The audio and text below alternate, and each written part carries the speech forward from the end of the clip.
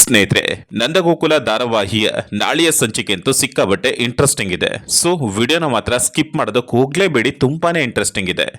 ಕೇಶವ, ಮೀನಾ ಎಲ್ಲರೂ ಕೂಡ ಮಾತಾಡ್ತಾ ಜಗಳ ಆಡ್ತಾ ಇರ್ತಾರೆ. ಎಲ್ಲರೂ ಸ್ವಲ್ಪ ಸಾಕ್ ನಿಲ್ಸಿ ಅಂತ ಹೇಳ್ಬಿಟ್ಟು ಆಗ ನಂದ ಬಂದು ಹೇಳ್ತಾರೆ, ಅಲ್ಲ ಅವರೆಲ್ಲ ಮಾತಾಡ್ತಾ ಇರೋದು ನನ್ ಬಗ್ಗೆ, ನಾನೇ ಸುಮ್ನಿದ್ದೀನಿ ತಾನೆ, ನೀವೇನು ಮಾತಾಡೋದು ಅಲ್ಲ, ಆಗಿದ್ದೆಲ್ಲ ಆಯ್ತು, ದಯವಿಟ್ಟು ಎಲ್ಲವನ್ನ ಮರೆತು ನಿಮ್ ಪಾಡಿಗೆ ನೀವು ನಿಮ್ ಕೆಲಸ ನೋಡ್ಕೊಂಡು ಹೋಗಿ ಅಂತ ಹೇಳ್ಬಿಟ್ಟು ನಂದ ಅಂತೂ ಸಿಕ್ಕಾಬಟ್ಟೆ ಬೈತಾರೆ. ಅಪ್ಪನ್ಗೆ ಬೇಜಾರಾಗಿದೆ ಅಂತ ಅನ್ಸುತ್ತೆ, ನಮಗೋಸ್ಕರ ಸಹಿಸ್ಕೊಂಡಿದ್ದಾರೆ, ಇಲ್ಲ ಅಂತಂದ್ರೆ ಅವ್ರು ಹೀಗೆ ಇರೋರೇ ಅಲ್ಲ. ಅಮ್ಮು, ನೀನ್ ನಿಜವಾಗ್ಲೂ ಮಾಡಿದ ತಪ್ಪು ಅಂತ ಹೇಳ್ಬಿಟ್ಟು ವಲ್ಲಭ ಹೇಳ್ತಾನೆ. ವಲ್ಲಭ, ನಾನ್ ಬೇಕು ಅಂತ ಮಾಡ್ಲಿಲ್ಲ, ಏನಾಯ್ತು ಅಂತ ಹೇಳ್ಬಿಟ್ಟು ಹೇಳೋದಕ್ಕೆ ಅಂತ ಹೋಗ್ತಾಳೆ. ಬೇಕು ಅಂತ ಮಾಡಿದ್ರು ಬೇಡ ಅಂತ ಮಾಡಿದ್ರು ಗೊತ್ತಿಲ್ಲ, ಆದ್ರೆ ಹೀಗ್ ಮಾಡಿರೋದು ನಿಜವಾಗ್ಲೂ ತಪ್ಪು. ಯಾಕಂತಂದ್ರೆ ನಮ್ಮಪ್ಪನಿಗೆ ತುಂಬಾನೇ ಅವಮಾನ ಆಗಿದೆ, ನಾನು ಇದಂತೂ ಸುಮ್ನೆ ಬಿಡಲ್ಲ ಅಂತ ಹೇಳ್ಬಿಟ್ಟು ವಲ್ಲಭ ಹೇಳ್ತಾರೆ. ಹೌದು ಮೀನಾ, ನೀನ್ ಇದನ್ನೆಲ್ಲ ಮುಚ್ಚಿಟ್ಟಿದ್ದು ದೊಡ್ಡ ತಪ್ಪು ಅಂತ ಹೇಳ್ಬಿಟ್ಟು ಕೇಶವ ಹೇಳಿ ಹೋಗ್ತಾರೆ. ಅಪ್ಪನ ಹತ್ರ ಹೇಳಿ ಸಮಾಧಾನ ಮಾಡೋಣ ಅಂತ ಹೇಳ್ಬಿಟ್ಟು ವಲ್ಲಭ ಕೇಶವ ಇಬ್ರು ಮಾತಾಡೋದಕ್ಕೆ ಅಂತ ಹೋಗ್ತಾರೆ. ಹಾಗೆ ಅಮ್ಮು ಮತ್ತೆ ಮೀನಾ ಇಬ್ರು ಕೂಡ ಗಿರ್ಜಾ ಹತ್ರ ಮಾತಾಡೋದಕ್ಕೆ ಅಂತ ಹೋಗ್ತಾರೆ. ಹೌದು, ನಿಜವಾಗ್ಲೂ ಅತ್ತೆಗೆ ಕೋಪ ಬಂದಿದೆ. ಇಷ್ಟೆಲ್ಲ ಆಗಿರೋದಕ್ಕೆ ಅವ್ರು ಏನ್ ಹೇಳ್ತಾರೋ ಒಂದು ಗೊತ್ತಾಗ್ತಿಲ್ಲ. ಆದ್ರೂ ಅತ್ತೆ ಹತ್ರ ಇದೆಲ್ಲ ಹೇಳ್ಬೇಕಾಗಿತ್ತು, ನಾವು ಸತ್ಯ ಮುಚ್ಚಿಡಬಾರ್ದಾಗಿತ್ತು ಅಂತ ಹೇಳ್ಬಿಟ್ಟು ಅಮ್ಮು ಹೇಳ್ತಾರೆ. ಹೌದು ಅಮ್ಮು, ಅತ್ತೆ ಯಾವಾಗ್ಲೂ ಕೂಡ ನಮ್ ಪರವಾಗಿ ಮಾತಾಡ್ತಾರೆ, ಇಷ್ಟೆಲ್ಲ ಹೆಲ್ಪ್ ಮಾಡಿದ್ದಾರೆ. ಈಗ ಏನ್ ಮಾಡೋದು, ನಾವು ಸತ್ಯ ಮುಚ್ಚಿಟ್ಟು ದೊಡ್ಡ ತಪ್ಪು ಮಾಡ್ಬಿಟ್ವಿ, ಈಗ ಹೋಗ್ಬಿಟ್ಟು ಸಮಾಧಾನ ಮಾಡ್ಬೇಕು ಅಂತ ಹೇಳ್ಬಿಟ್ಟು ಹೋಗ್ತಾರೆ. ಹಾಗೆ ಅತ್ತೆ ಹತ್ರ ಹೋಗ್ಬಿಟ್ಟು, ಅತ್ತೆ ಏನ್ ಮಾಡ್ತಾ ಇದ್ದೀರಾ, ಕಾಫಿ ಮಾಡ್ತಾ ಇದ್ದೀರಾ, ನಾನ್ ಮಾಡ್ಕೊಡ್ತೀನಿ ಅಂತ ಹೇಳ್ಬಿಟ್ಟು ಮೀನಾ ಹೇಳ್ದಾಗ, ಬೇಡ, ಯಾರು ಕೂಡ ನನಗ್ ಸಹಾಯ ಮಾಡೋದು ಬೇಕಾಗಿಲ್ಲ ಅಂತ ಹೇಳ್ಬಿಟ್ಟು ಹೇಳ್ದಾಗ, ಅಯ್ಯೋ ಯಾಕತ್ತೆ ಇಷ್ಟೆಲ್ಲ ಕೋಪ ಮಾಡ್ಕೊಳ್ತಿದ್ರ, ನಿಜವಾಗ್ಲೂ ನಿಮ್ ಕೋಪ ಬಂದಿದೆ ಅಂತ ಹೇಳ್ಬಿಟ್ಟು ನನಗೆ ಚೆನ್ನಾಗಿ ಗೊತ್ತಿದೆ, ಅದು ನಮ್ಮಿಂದಾನೇ ಆಗಿದ್ದು, ಪ್ಲೀಸ್ ಅದೆಲ್ಲ ಬಿಟ್ಬಿಡಿ ಅತ್ತೆ, ನಾನೇ ಮಾಡ್ಕೊಡ್ತೀನಿ ಅಂತ ಹೇಳ್ಬಿಟ್ಟು ಮೀನಾ ಹೇಳಿದಾಗ, ಹೌದು ಅತ್ತೆ, ದಯವಿಟ್ಟು ನನ್ನನ್ನು ಕ್ಷಮಿಸ್ಬಿಡಿ, ನಾನಿಲ್ಲಿಗೆ ಮದುವೆಯಾಗಿ ಬಂದವಾಗ್ಲಿಂದ ಆ ಮನೆಯವರಿಂದ ಒಂದು ಸಮಸ್ಯೆ ಆಗ್ತಾನೆ ಇದೆ, ಜಗಳ ಆಗ್ತಾನೆ ಇದೆ. ಇಷ್ಟೆಲ್ಲ ಆಗೋದಕ್ಕೆ ಕಾರಣನೇ ನಾನು, ಆದ್ರೆ ಬೇಕು ಅಂತ ನಾನು ಯಾವುದು ಮಾಡಿಲ್ಲ ಅತ್ತೆ. ಆದ್ರೆ ಇನ್ ಮುಂದೆ ಯಾವುದೇ ಕಾರಣಕ್ಕೂ ಈ ತರ ತಪ್ಪಾಗಲ್ಲ ಅತ್ತೆ, ದಯವಿಟ್ಟು ಕ್ಷಮಿಸ್ಬಿಡಿ ಅಂತ ಹೇಳ್ಬಿಟ್ಟು ಅಮ್ಮು ಹೇಳಿದಾಗ, ಯಾರು ಇದೆಲ್ಲ ನನ್ನ ಹತ್ರ ಹೇಳೋದಕ್ಕೆ ಹೋಗ್ಬಿಡಿ, ಅಲ್ಲ ಯಾಕೆ ಈ ರೀತಿ ಎಲ್ಲ ಹೇಳ್ತಾ ಇದ್ದೀರಾ, ಅಷ್ಟಕ್ಕೂ ನಾನು ನಿಮ್ಗೆ ಏನ್ ಕಮ್ಮಿ ಮಾಡಿದ್ದೆ, ಯಾವತ್ತಾದ್ರೂ ನಿಮ್ಗೆ ಏನಾದ್ರೂ ಹೇಳಿದಿನ, ಬೈದಿದ್ದೀನ, ಇಲ್ಲ ತಾನೇ, ಏನಾದ್ರೂ ಕೆಲಸ ಮಾಡೋದಕ್ಕೆ ಹೇಳಿದಾಗ ನಾನೇ ಮಾಡಿದ್ದೀನಿ, ನಿಮ್ಗೆ ಹೆಲ್ಪ್ ಕೂಡ ಮಾಡಿದ್ದೀನಿ, ಆದ್ರೆ ನೀವೇ ರೀತಿ ಸತ್ಯ ಮುಚ್ಚಿಟ್ಟು ಮೋಸ ಮಾಡ್ಬಿಟ್ರಲ್ಲ ಅಂತ ಹೇಳ್ಬಿಟ್ಟು ಇಲ್ಲಿ ಗಿರಿಜಾ ಹೇಳಿದಾಗ, ಅದೇ ಅತ್ತೆ ನಾವೆಲ್ಲ ಹೇಳ್ಬೇಕು ಅಂತ ಅಂದ್ಕೊಂಡ್ವಿ, ಆದ್ರೆ ಮಾವ ಟ್ರಿಪ್ ಅಂತೆಲ್ಲ ಹೇಳಿದ್ರಲ್ವಾ, ಆಮೇಲೆ ಹೇಳೋಣ ಅಂತ ಸುಮ್ಮನಾದ್ವಿ, ಆದ್ರೆ ನಾವು ನಿಜವಾಗ್ಲೂ ಯಾವುದು ಕೂಡ ಬೇಕು ಅಂತ ಮಾಡಿಲ್ಲ ಅತ್ತೆ ಅಂತ ಹೇಳ್ಬಿಟ್ಟು ಇಲ್ಲಿ ಮೀನಾ ಮತ್ತೆ ಅಮ್ಮು ಹೇಳಿದಾಗ, ಇಲ್ಲ ನೀವ್ ಯಾವುದೇ ಕಾರಣಕ್ಕೂ ನನ್ನ ಹತ್ರ ಮತ್ತೆ ಈ ರೀತಿ ಮಾತಾಡೋದಕ್ಕೆ ಬರಲೇಬೇಡಿ, ನಾನು ಯಾವುದೇ ಕಾರಣಕ್ಕೂ ಯಾರಿಗೂ ಸಹಾಯನೂ ಮಾಡಲ್ಲ, ಸಹಾಯ ನನಗೆ ಬೇಕಾಗೂ ಇಲ್ಲ, ಇನ್ ಮುಂದೆ ನಾನು ಯಾವುದೇ ಕಾರಣಕ್ಕೂ ನಿಮ್ಮ ವಿಷಯದಲ್ಲಿ ತಲೆ ಹಾಕಲ್ಲ, ನೀವು ಎಷ್ಟೇ ಹೇಳಿದ್ರು ಕೂಡ ನಿಮ್ಗೆ ಮನ್ಸಿಗೆ ಬಂದಂಗೆ ತಾನೇ ಮಾಡೋದು, ಮತ್ತೆ ಯಾಕೆ ನನ್ನ ಹತ್ರ ಬಂದು ಇದೆಲ್ಲ ಮಾತಾಡ್ತಾ ಇದ್ದೀರಾ, ಬೇರೆ ಯಾವ ವಿಷಯನಾದ್ರೂ ನಾನು ಸುಮ್ಮನೆ ಇರ್ತಿದ್ದೆ, ಆದ್ರೆ ಅವರೆಲ್ಲರೂ ಕೂಡ ಸೇರ್ಕೊಂಡು ನಿಮ್ಮ ಮಾವನವ್ರಿಗೆ ಅವಮಾನ ಮಾಡ್ತಾ ಇದ್ದಾರೆ, ಅದನ್ನೆಲ್ಲ ನಾನು ಹೇಗೆ ಸಹಿಸ್ಕೊಂಡಿರ್ಲಿ ಹೇಳು, ಈ ವಿಷಯದಲ್ಲಿ ನಾನು ನಿಮ್ಮನ್ನ ಯಾವುದೇ ಕಾರಣಕ್ಕೂ ಕ್ಷಮಿಸಲ್ಲ ಅಂತ ಹೇಳ್ಬಿಟ್ಟು ಗಿರ್ಜಾ ಹೇಳಿದಾಗ ಕೋಪ ಮಾಡ್ಕೊಂಡು, ಅತ್ತೆ ದಯವಿಟ್ಟು ನನ್ನ ಮಾತು ಕೇಳಿ ಅಂತ ಹೇಳ್ಬಿಟ್ಟು ಮೀನಾ ಮತ್ತೆ ಅಮ್ಮು ಹೇಳ್ತಾರೆ. ಮೊದ್ಲು ಇಲ್ಲಿಂದ ಹೋಗ್ಬಿಡಿ ಅಂತ ಹೇಳ್ಬಿಟ್ಟು ಗಿರ್ಜಾ ಲೋಟನ ತೆಗೆದು ಕೆಳಗಡೆ ಬಿಸಾಡ್ಬಿಡ್ತಾಳೆ. ಅಯ್ಯೋ ಏನ್ ಮಾಡೋದು ಇವಾಗ, ಅತ್ತೆ ಮೊದಲನೇ ಸಾರಿ ಈ ರೀತಿ ಮಾತಾಡ್ತಾ ಇದ್ದಾರೆ, ಅವ್ರು ಮಾತಾಡೋದನ್ನ ಕೇಳಿದ್ರೆ ಅವ್ರಿಗೆ ತುಂಬಾನೇ ಬೇಜಾರಾಗಿದೆ ಅಂತ ಅನ್ಸುತ್ತೆ, ಏನ್ ಮಾಡೋದು ಅಂತಾನೆ ಒಂದು ಗೊತ್ತಾಗ್ತಾ ಇಲ್ಲ ಅಂತ ಹೇಳ್ಬಿಟ್ಟು ಇಲ್ಲಿ ಅಮ್ಮು ತುಂಬಾನೇ ಟೆನ್ಷನ್ ಅಲ್ಲಿ ಹೇಳಿದಾಗ, ಏನ್ ಮಾಡ್ಬೇಕು ಅಂತಾನೆ ಗೊತ್ತಾಗ್ತಿಲ್ಲ ಅಮ್ಮು, ಆದ್ರೆ ಹೇಗಾದ್ರೂ ಮಾಡಿ ಇವರಿಬ್ಬರನ್ನ ಒಂದ್ ಮಾಡ್ಬೇಕು ಅಂತ ಹೇಳ್ಬಿಟ್ಟು ಯೋಚನೆ ಮಾಡ್ತಾ ಇರ್ತಾರೆ ಮೀನಾ. ಹಾಗೆ ಈ ಕಡೆ ವಲ್ಲಭ ನಂದ ಅವ್ರ ಹತ್ರ ಮಾತಾಡೋದಕ್ಕೆ ಅಂತ ಹೋಗ್ತಾರೆ.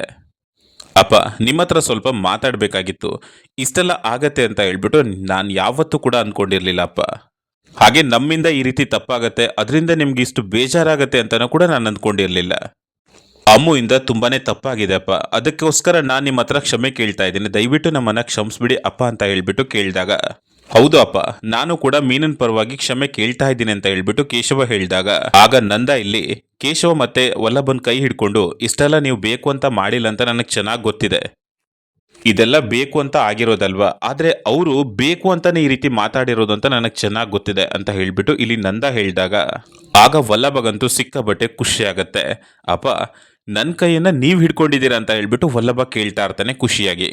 ಹೌದು, ಆದ್ರೆ ಇದಕ್ಕೂ ನಿಮ್ಗೂ ಯಾವುದೇ ಸಂಬಂಧನೂ ಇಲ್ಲ, ಈ ವಿಚಾರನೂ ನಿಮ್ಗೆ ಇವತ್ತೇ ಗೊತ್ತಾಗಿದ್ದು ಅಂತ ನನಗೆ ಚೆನ್ನಾಗಿ ಅರ್ಥ ಆಗ್ತಾ ಇದೆ, ನನ್ನ ಪರವಾಗಿ ನೀವು ಇಷ್ಟೆಲ್ಲ ಮಾತಾಡಿದ್ರಲ್ಲ, ನನಗಂತೂ ನಿಜವಾಗ್ಲೂ ತುಂಬಾನೇ ಖುಷಿ ಆಗ್ತಾ ಇದೆ. ಹಾಗೆ ಮೀನಾ ಮತ್ತೆ ಅಮ್ಮು ಕೂಡ ನನ್ನ ಪರವಾಗಿ ಇಷ್ಟೆಲ್ಲ ಮಾತಾಡಿದ್ರು, ನಿಜವಾಗ್ಲೂ ತುಂಬಾನೇ ಖುಷಿ ಆಯ್ತು, ಅವ್ರಷ್ಟೆಲ್ಲ ಮಾತಾಡಿದ್ರು ಕೂಡ ನೀವು ಬಂದು ನನ್ನ ಹತ್ರ ಈ ರೀತಿ ಮಾತಾಡಿದ್ರಲ್ಲ, ನಿಜವಾಗ್ಲೂ ಖುಷಿ ಆಯ್ತು ಅಂತ ಹೇಳ್ಬಿಟ್ಟು ನಂದ ಹೇಳ್ತಾ ಇರ್ತಾರೆ. ನನಗೆ ನಿಜವಾಗ್ಲೂ ಏನೂ ಬೇಜಾರಾಗಿಲ್ಲ ಅಂತ ಹೇಳ್ಬಿಟ್ಟು ಇಲ್ಲಿ ನಂದ ಹೇಳ್ತಾ ಇರ್ತಾರೆ. ಹಾಗಾದ್ರೆ ಅಪ್ಪ ನಿಮ್ಗೇನು ಕೋಪನೇ ಇಲ್ವಾ ಅಂತ ಕೇಳಿದಾಗ, ಅಯ್ಯೋ ನಾನು ಯಾಕೆ ಕೋಪ ಮಾಡ್ಕೊಳ್ಳಿ, ನಾನು ಖುಷಿಯಾಗಿದ್ದೀನಿ, ಆರಾಮಾಗಿದ್ದೀನಿ, ಏನೂ ಕೋಪ ಇಲ್ಲ ಅಂತ ಹೇಳ್ಬಿಟ್ಟು ನಂದ ಹೇಳ್ತಾರೆ. ವಲ್ಲಭಗೆ ಮತ್ತೆ ಕೇಶವಗೆ ತುಂಬಾನೇ ಖುಷಿಯಾಗತ್ತೆ. ಹಾಗೆ ಈ ಕಡೆ ಗಿರ್ಜಾ ಹತ್ರ ಮಾತಾಡೋದಕ್ಕೆ ಪ್ರಿಯಾ ಹೋಗ್ತಾರೆ.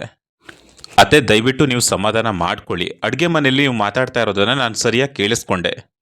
ಅವರು ನಿಮ್ಮ ಹತ್ರ ಸಮಾಧಾನ ಮಾಡೋದಕ್ಕೆ ಅಂತ ಬಂದಿದ್ರು, ಆದರೆ ನೀವು ಒಪ್ಕೊಂಡಿಲ್ಲ. ಅತ್ತೆ ನೀವು ಪ್ರತಿ ಸಲ ಅವರಿಗೆ ಸಪೋರ್ಟ್ ಮಾಡ್ತೀರಾ, ಹೆಲ್ಪ್ ಮಾಡ್ತೀರಲ್ವಾ, ಅದೇ ದೊಡ್ಡ ತಪ್ಪು ಮಾಡಿದ್ದು ಅಂತ ಅನಿಸುತ್ತೆ. ಯಾಕಂತಂದ್ರೆ ನೀವು ಹಾಗೆ ಮಾಡಿರೋದ್ರಿಂದನೇ ಇಷ್ಟೆಲ್ಲ ಆಗಿರೋದು.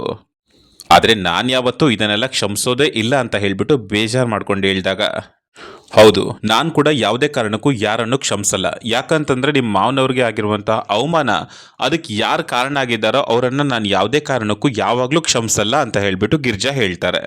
ಆದ್ರೂ ಅತ್ತೆ ನನಗೇನಾದರೂ ವಿಚಾರ ಗೊತ್ತಿದ್ರೆ ನಾನು ನಿಮ್ಮ ಹತ್ರ ಬಂದ್ಬಿಟ್ಟು ಎಲ್ಲ ವಿಚಾರನೂ ಹೇಳ್ತಿದ್ದೆ. ಅವ್ರ ಥರ ಎಲ್ಲ ವಿಷಯನೂ ಮುಚ್ಚಿಡ್ತಾ ಇರಲಿಲ್ಲ.